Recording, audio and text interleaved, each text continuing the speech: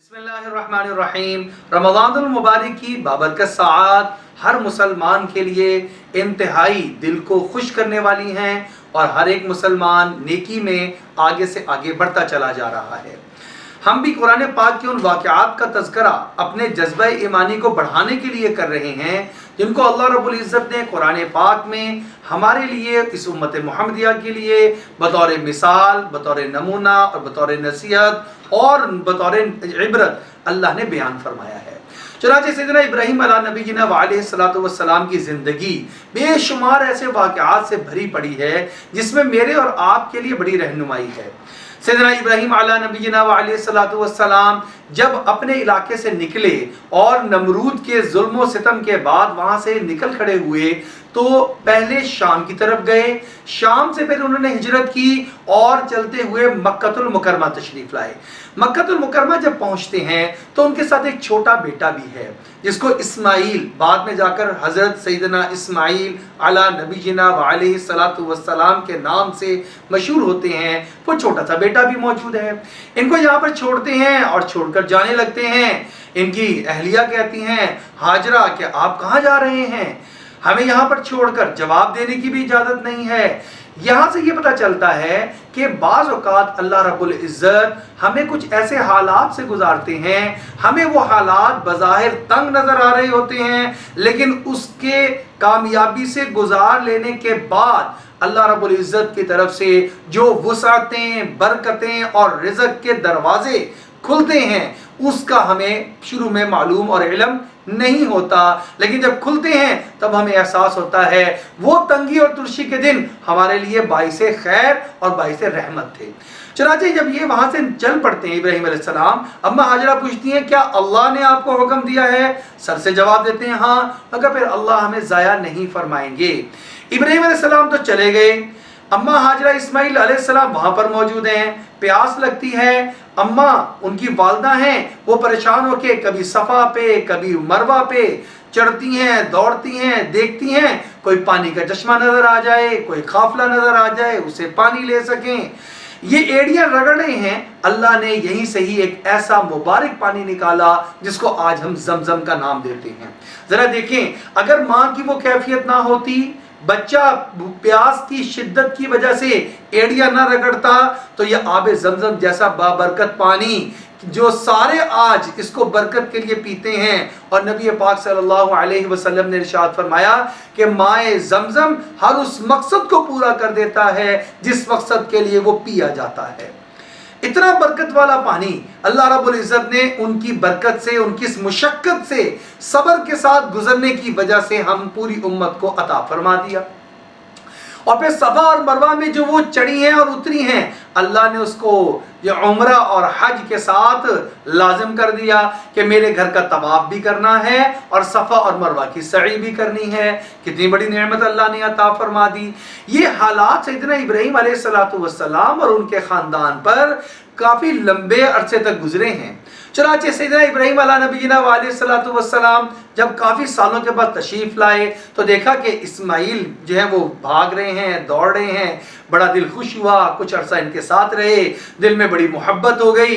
अब जब मोहब्बत हो गई, अब अल्लाह ने अगला इम्तिहान, इसलिए कि इम्तिहान अगले दर्जे में मुंतकिल करने के लिए होता है। अल्लाह रब्बुल इज़्ज़त ने एक और इम्तिहान अपने बेटे को बुलाया और उसे कह रहे हैं, ऐ मेरे बेटे, इन्नी अरा फिल मनामी अन्नी अज़बहुका फंजुर मादा तरा, मैंने देखा है ख्वाब में कि मैं तुझे ज़िबा कर रहा हूँ, बता तेरी क्या राय है इस मामले के अंदर। चुनांचे अल्लाह रब्बुल इज़्ज़त के इस हुक्म के सामने इस्माइल अलैहिस्सलाम ने भी सर को झुका दिया और ये साफ कह दिया, क़ाल या अबत फ़अल मा तुअमर सतजिदुनी इंशाअल्लाहु मिनस साबिरीन। ऐ वालिद मोहतरम, आपको जो हुक्म मिला अल्लाह की तरफ से आप उसको पूरा कीजिए, आप मुझे भी सब्र करने वालों में से पाएंगे। जब बाप और बेटे ने ये अल्लाह के हुक्म को पूरा किया, कुर्बानी अल्लाह ने मांगी लेकिन ली नहीं, بلکہ اس کی جگہ سے جنت سے ایک مینڈا اتارا، اس کی قربانی کی۔ آج تک مسلمان بھی عید الاضحیٰ کے موقع کے اوپر قربانی کرتے ہیں، وہ انہی کی یاد مناتے ہیں۔ سنت ابیکم ابراہیم، جب پوچھا گیا اللہ کے پیارے نبی علیہ السلام سے ہم یہ کیوں قربانی کرتے ہیں، اللہ کے پیارے نبی علیہ السلام نے جہاں اور جواب دیا، یہ بھی جواب دیا کہ تمہارے والد، تمہارے باپ، تمہارے دادا ابراہیم علیہ السلام کی سنت ہے۔ چنانچہ اللہ رب العزت نے ان کو پھر سرخرو کیا، ایک اور حکم سے نواز دیا۔ ایسا ہی حج کے بہت ساری چیزیں شیطان کو کنکر مارنے کے لیے جاتے ہیں، وہ بھی ابراہیم علیہ السلام اور اسماعیل علیہ السلام کا وہ واقعہ ہے۔ جب لے جا رہے ہیں، شیطان آتا ہے اسماعیل علیہ السلام کے پاس، ورغلاتا ہے تمہیں تمہارے والد ذبح کرنے کے لیے لے جا رہے ہیں۔ ارے کبھی والد بھی کوئی ذبح کرتا ہے؟ اور شیطان مردود کو اٹھا کے کنکریاں ماری ہیں۔ اللہ نے لازم کر دیا جو جائے گا حج بیت اللہ کے لیے مینا میں ٹھہرے گا، وہ جا کر شیطان کو کنکریاں بھی مارا کرے گا۔ اللہ نے یہ آزمائش دی کہ اللہ جل شانہ نے ابراہیم علیہ السلام کو یہ خواب میں دکھا دیا، اپنی محبوب ترین چیز کو اللہ کے راستے میں قربان کر دیجئے۔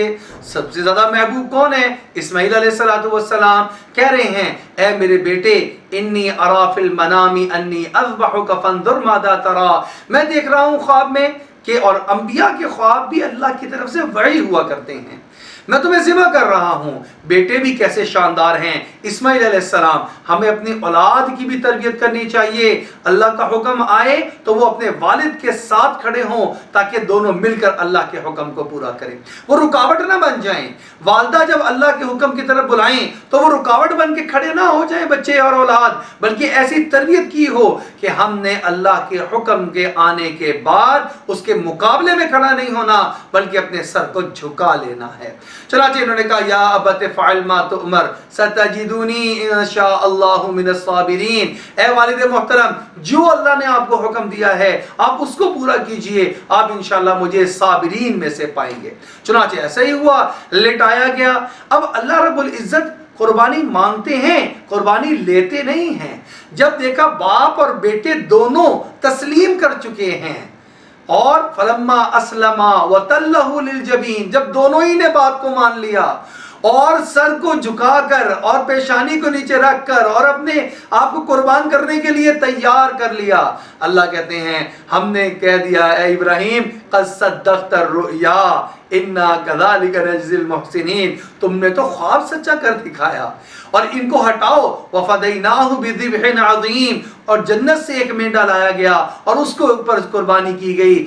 آج میں اور آپ امت محمدیہ صلی اللہ علیہ وسلم ہر سال کروڑوں جانوروں کی قربانی اللہ کی رضا کے لیے کرتے ہیں۔ یہ اسی عمل کی اصل میں نشاندہی ہے اور اسی کی طرف اشارہ اور اسی کی یاد ہے کہ سیدنا ابراہیم علیہ السلام نے اپنے بیٹے اسماعیل علیہ السلام کو اللہ کے حکم کے آگے قربان کر دیا تھا۔ چنانچہ آپ صلی اللہ علیہ وسلم سے پوچھا گیا کہ ان جو قربانی کی حقیقت کیا ہے؟ سنت ابیکم ابراہیم، تمہارے باپ دادا ابراہیم کی سنت ہے۔ اللہ کے لیے جب کوئی قربانی دیتا ہے اللہ رب العزت اس کو ضائع نہیں فرماتے، ہمیشہ ہمیشہ کے لیے اس کے نام کو روشن کر دیتے ہیں۔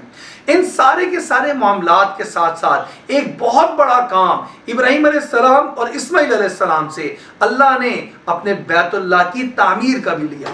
وَإِذْ يَرْفَعُ إِبْرَاهِيمُ الْقَوَاعِدَ مِنَ الْبَيْتِ وَإِسْمَاعِيلُ، قرآن میں اللہ جل شانہ فرماتے ہیں اس وقت کو یاد کیجئے جب اسماعیل اور ابراہیم دونوں بیت اللہ کی تعمیر کو بلند کر رہے تھے اور نیک عمل کر رہے تھے، اس لیے کہ گھر تو بہت سارے تھے، اللہ کے نام پہ بنا ہوا گھر یہاں پر اب موجود نہیں تھا۔ لہذا اللہ کے پیارے نبی سیدنا ابراہیم علیہ نبینا علیہ السلام نے اور اسماعیل علیہ السلام نے اس گھر کی تعمیر کو مکمل فرمایا۔ آج کروڑوں انسان ہر سال اللہ کے اس گھر کے پاس پہنچتے ہیں، اس کو وہاں طواف کرتے ہیں اور وہاں پر اللہ سے دعائیں مانگتے ہیں۔ یہ سارا کچھ یادگار ہے سیدنا ابراہیم علیہ السلام اور اسماعیل علیہ السلام کی۔